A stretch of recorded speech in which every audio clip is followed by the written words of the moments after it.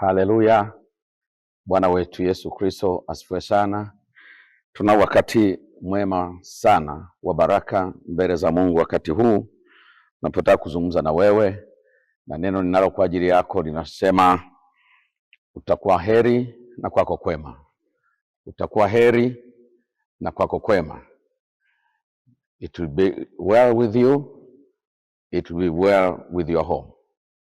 Na ndugu wote ambao mnanitazama na kunifuatilia katika kipindi hiki na katika dakika hizi chache, nataka kuambia kwamba Mungu ana makusudi na maisha ya kila moja. Maandiko yanazungumza kwa habari za mtu ambaye anamcha katika kitabu cha Zaburi sura ya 128 mstari wa kwanza na wa pili. Anasema kila mtu amchaye Bwana aendaye katika njia zake, taabu ya mikono yako hakika utaila. Utakuwa heri na kwako kwema. Mungu anatoa sharti moja, lakini pia anajikomiti, yani anajifunga kwa tamko lake kwamba mtu akithibitika kwamba ni mtu anamcha Mungu, ni mtu anampenda Mungu, ni mtu anatembea kwa hofu mbele za Mungu, ni mtu ambaye maisha yake amemwekea Mungu na anaishi katika mipaka ya neno la Mungu, anaishi katika mipaka ya mapenzi ya Mungu, anaishi katika kuithamini kazi aliyofanya Bwana Yesu Kristo msalabani, ambao katika hiyo tumepata haki ya kuitwa watoto wa Mungu, na katika hiyo tumepata haki ya kusamehewa dhambi na kupatanishwa na Mungu.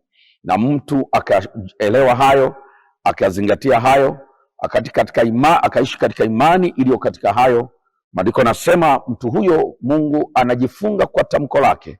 Anasema hakuna mtu atamwibia, hakuna mtu atamdhurumu, hakuna mtu ambaye atampora. Ninachomaanisha nini? Nazungumza baraka. Moja baraka Mungu aliwahi kuzisema kwa wana wa Israeli ni kwamba endapo atashika neno lake na kwenda katika sheria zake na kuyatenda maagizo anayoagiza, baraka kadhaa akaziorodhesha katika Kumbukumbu la Torati sura 28 mstari wa kwanza mpaka wa 14 kwamba zitafuata. Akataja kadha wa kadha, na miongoni mwa baraka ambazo Mungu amesema ni kwamba katika kila atakarutia mkono wake hilo jambo litafanikiwa. Lakini akasema pia maadui watakapokuwa wamekuja watakimbia mbele yake kwa njia 7. Maana yake kuanzia mstari wa 15 akazungumza kinyume chake. Akasema kwamba miongoni mwa laana kadha wa kadha endapo mtu hataishi kwa kuzingatia maagizo yake na kuyatenda, akasema moja ya laana zitakazokuwepo ni kwamba mtu huyu atapanda mzabibu na divai atakunywa mtu mwingine. Atapanda mashamba yake, chakula atakula mtu mwingine. Ataua mke, lakini mke wake atanaye mtu mwingine, na mambo kadha wa kadha ambayo yanaambatana na laana za kutokumcha Bwana. Kwa Mungu anaahidi ulinzi. Mungu anajikomiti kwamba yuko tayari kulinda mtu na mali zake na vyote alivyo navyo, kwa sharti moja tu, kwa sharti la kumcha, kwa sharti la kutembea chini ya mapenzi yake na ndani ya makusudi yake, kwa sharti moja la kumfanya Yesu Kristo kuwa Bwana Mwokozi na kuithamini kazi ambayo Bwana Yesu aliifanya msalabani. Kwa hiyo nimesema wote ambao wananifuatilia, naomba nikapate kuwapa ujumbe huu ufanyie kazi. Utaona matunda yake na utaona matokeo yake. Nizungumza pamoja na wewe ni Askofu Eliabu Sentozi kutoka kanisa la Gilgal. Kanisa la Gilgal linapatikana katika jiji la Mwanza, katika eneo la Pasiansi, na mimi ni mchungaji katika kanisa hilo, na kila siku tuna program. Wakati huu ukienda katika mitandao, katika akaunti zetu na katika channel zetu ambazo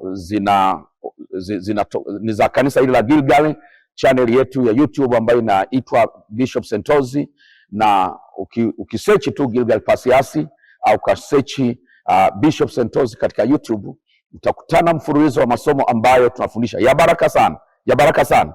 Ninaendelea kwa muda wa siku 21 nikizungumza jambo linaloitwa kupajenga mahali palipobomoka. Nazungumza siri nyingi za ndani za kiroho ambazo ukipenda kuzifuatilia zinaweza kufanyika kwa za baraka kwa ajili yako. Lakini zaidi sana pia nikaribisha katika ibada ya Jumapili tarehe 26. Tutakuwa na ibada ambayo haitakuwa ya kawaida.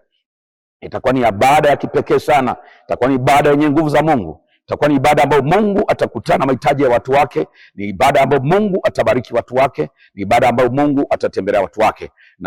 Na kusihi kwamba usikose, ninakualika usikose. Ukitaka kufika Gilgal, kama nakaa katika jiji la Mwanza, ni rahisi sana.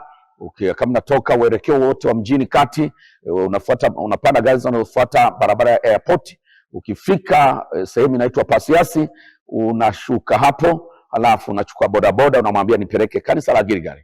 Utafika, watu wote wa pale Pasiansi wanafahamu kanisa la Gilgal. Hata ukitoka upande wa pili wa mji pia, maana yake upande wa kaskazini wa mji, bado maelekezo ni yale yale. Ukishuka Pasiansi, ukachukua bodaboda, ukamwambia ninakwenda Gilgal, anakuleta. Na kama unakuja kwa usafiri wako, wewe wasiliana sisi kwa simu namba 0754817212. Tutakupa maelekezo, njia ambayo itakuongoza kuja moja kwa moja na gari yako mpaka kanisani Gilgal. Tarehe 26 usikose, kutakuwa ni ibada ya Kiingereza asubuhi saa 1 mpaka saa 3, lakini kutakuwa pia na ibada ya Kiswahili kuanzia saa 4 mpaka saa 7. Baada hizo ni baraka, zimejaa nguvu za Mungu, zimejaa neema ya Mungu, zimejaa mafunuo ya kiroho ambayo ukiwepo hautajuta kuja. Nakukaribisha tena. Mungu wa mbingu na nchi akubariki. Ni Askofu Eliab Sentozi kutoka Gilgal. Amen.